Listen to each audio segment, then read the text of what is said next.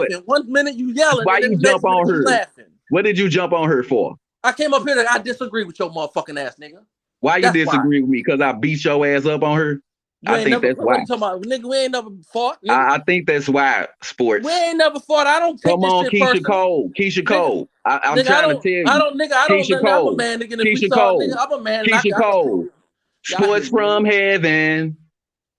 Sports from heaven. Your Now you bitch ass singing on, nigga. songs. Shut Now you up. singing. Now you singing. You go Sports from from yelling, you go heaven. from laughing to yelling. Nigga, take some medication. Sports from You retarded heaven. ass nigga.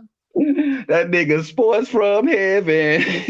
Keisha Cole ass nigga. Yeah, that sound good, nigga. Jump right on this motherfucker, You are your a feelings. retarded He ass saw me nigga. up. Nigga He laugh heard at my himself. voice. He say, that's that nigga that laugh. cooked the shit out of me. Now I gotta go get my revenge and finna get knocked out What did you again, cook? bitch. Tell me what You finna get knocked did you out cook? again, nigga. What did you cook? What did you I cook? cooked your dumb ass, About nigga. what, nigga? About what? About you being a slave and don't About you know talking shit, about bitch. your Shut up. Bible? You talking about the Shut Bible up, when I was bitch. talking to you and the old other nigga? Shut up, bitch. Is that what you talking about? No, I'm talking about you, bitch. No, I'm talking. Man, Because that's you what you talking all act. that You shit. jump But see, right on brother, her let me like tell a you something. Let me tell you something. Let me woman, just say this nigga. to you.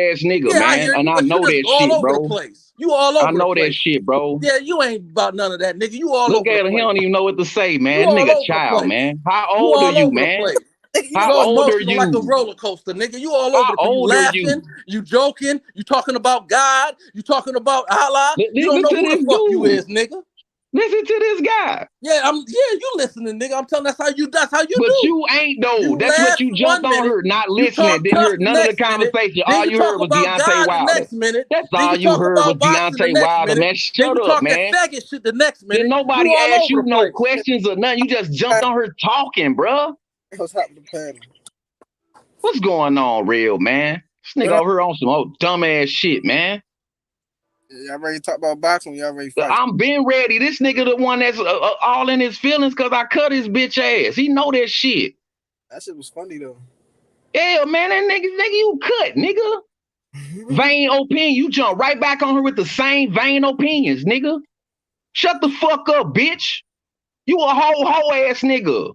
You still talking. I ain't said nothing. I'll pull up on you, nigga. You gon' You ain't cry, gonna nigga. man, you won't pull up on me. You gonna cry, nigga. Look, bro, You you gonna pulled up on me, fucking cry, you nigga. wouldn't make it back to St. You Louis. gonna cry. You won't pull up on I me. just talked to you. You won't You make it up. crying You right won't now, pull up on nigga. me, brother. You You won't crying pull up right on now, me. nigga. You won't pull up on me, nigga. You won't.